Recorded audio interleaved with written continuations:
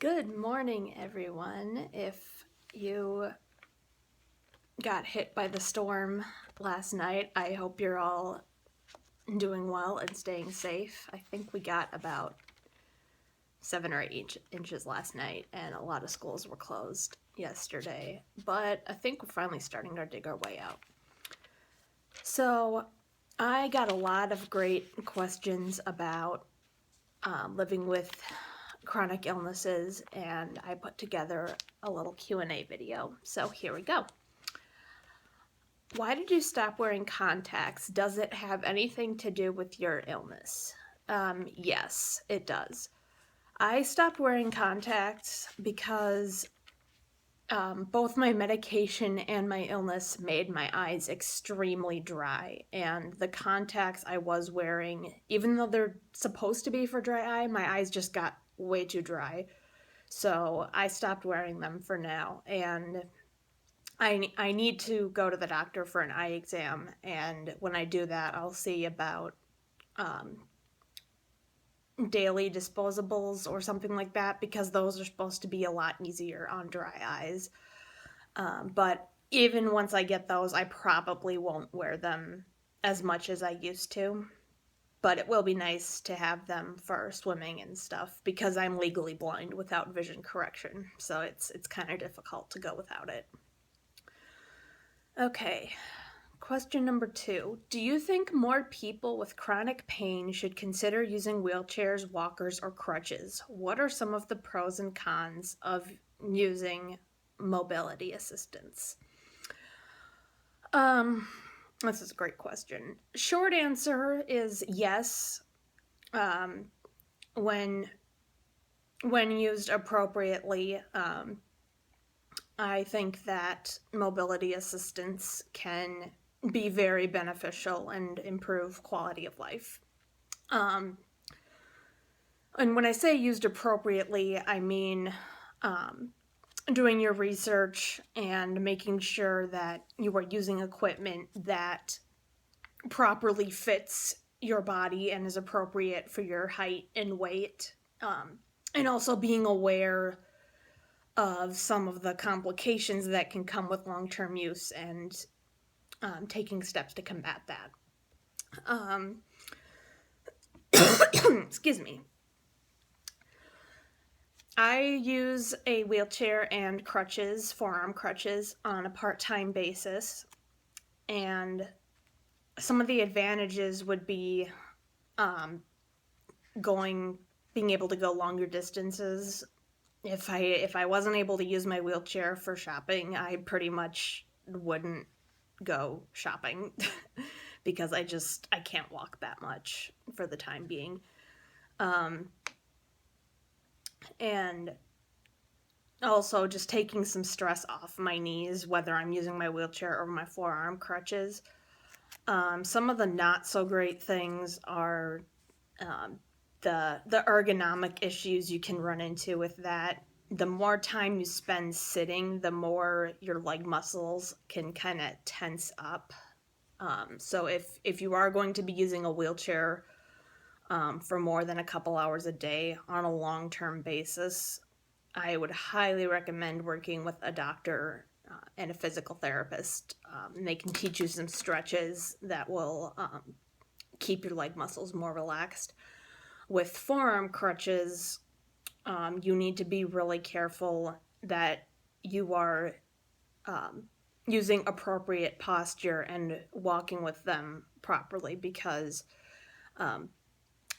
you can have shoulder and wrist strain if you're not using them right.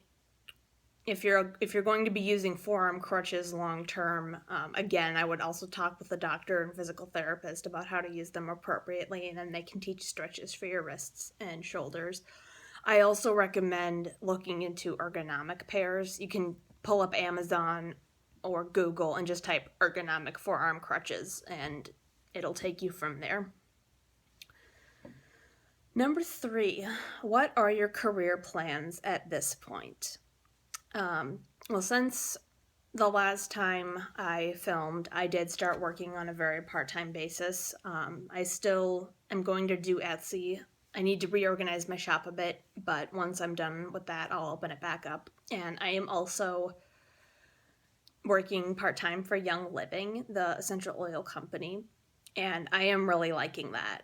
That is a great fit for me right now. I can work from home, I can work in bed if need be. It's a great fit, and I genuinely love the products, and so it's a great fit.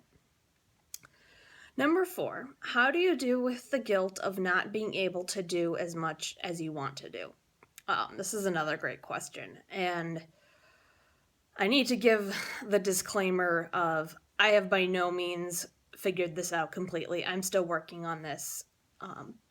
But a few thoughts that I want to share on this topic. You have to get to a point where you're taking other people's opinions with a grain of salt. For me, that's where a lot of guilt comes from. And it's not always ill-intentioned. I mean, some people will say things like, oh, this job would be a great fit for you, or just like trying to give you pieces of advice that may not be relevant to your situation. And you have to get to a point where you're letting that go, and ignoring the advice that doesn't apply to you. And you also just need to go at your own pace with life. I'm gonna be 28 next week. Holy crap, that snuck up on me. And I'm at the age where a lot of my friends are starting to have babies, and for a variety of reasons that I'm not going to get into, I am not going to be at that stage of life for at least a while. I'll say that much. And it's difficult. I'm not going to lie. It's hard sometimes. And I've started reminding myself that my life is going at my own pace. I'm going at Katie pace, and my life is right for me. And at the end of the day, that is what matters. You are in your body. You know what will and will not work for you, and you kind of just gotta kick guilt where the sun don't shine. It's a conscious thought process that I have chosen to stay on top of, and I should really do some more videos about this because it's another topic unto itself. I hope my short answer kind of makes sense. Just looking at my notes here. Okay, number 5. Did going gluten-free help your symptoms at all? Honestly, I did not notice any difference in my pain levels from my fibromyalgia. That really helps some people with fibro, but I did not notice a difference. It made all the difference for my IBS, irritable bowel syndrome. And I basically stopped eating gluten because my body stopped digesting it properly. When I eat gluten, I basically have a food poisoning type reaction that can last for weeks, and it's every bit as awful as it sounds. And cutting gluten out of my diet really made a difference with that, but unfortunately it made no difference for my pain. Number 6. Do knitting and playing musical instruments ever hurt your joints, and what do you do about it? Yes, sometimes it does hurt. I have a couple of homeopathic remedies that I use, and that helps to some extent. And I also have amber and hazelwood necklaces and bracelets, which also helps. But on really bad days, I just don't practice. I don't play professionally. I just play for my own enjoyment. So it it's no big deal if I can't practice. So yeah. Okay. Number 7, can you still drive and can you transport your chair yourself? Yes and yes. I get asked this question a lot, I think, because the general assumption seems to be that if you're in a wheelchair, you're paralyzed and you can't drive. And this is kind of a misconception because even if I was paralyzed, I would still be able to drive because you can get a car outfitted with hand controls. So basically, you can control the foot pedals with a lever that you're controlling with your hand. But since I'm not paralyzed, I don't need that. The one issue I do have on the left side of my body is my left foot and leg will go completely numb from time to time. So I can still move my foot, I just can't feel it. But since that's only happening on the left side of my body, I can drive a regular car without hand controls.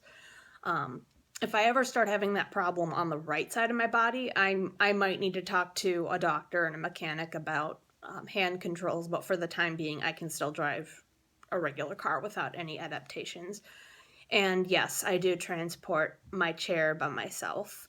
My chair can fold up pretty small, and it only weighs about 25 pounds, which feels heavier than that to me because I'm not as strong as I used to be, but I can lift it myself. If I'm out and about with a friend or my husband, I will often ask them to get it in and out of the car for me to just save some energy, but I can do it myself when I have to. If I end up using a chair long term, I will probably get one that can come apart and then I can get it into the car in pieces while sitting in the driver's seat. That would be really convenient, but that's a ways away because those chairs do not come cheap. Okay, number 8. Do you have any advice for people who are newly diagnosed with chronic illness? I need to do another video about this too, but you guys ask great questions and I just want to devote more time to them. But to boil it down to a few bullet points, I would say be very judicious about your research. In the beginning, especially if it's a disease you're not that familiar with, it's really easy to get misled with all the false information. That's one of the not so great things about living in the electronic age. There's all this information at our fingertips, and it can be really difficult to know what is more sound and what you need to be careful of. For just starting out, I would say to stick with websites that end in .org, .edu, and .gov, as well as websites recommended by the physician who diagnosed you. And by no means do you have to stick with that long term. It's just, well, you're learning and you're not very familiar with your diagnosis, that I would be more judicious. Now that I've been diagnosed for about a year, I've branched out and I read blogs by people who live with it, but I don't put those websites in the same category as solid medical information, if that makes sense. I would also say that you need to be extremely open to trying new treatments. And realistically, you may need to combine traditional and alternative medicine. Some people like to stay in one camp or the other, but they both have their advantages and disadvantages. And it wasn't until I started combining the two that I really started seeing results. And again, I need to blog or vlog more about this because it's another topic unto itself. I think this video is probably about long enough. Thanks for watching, and I will see you next time.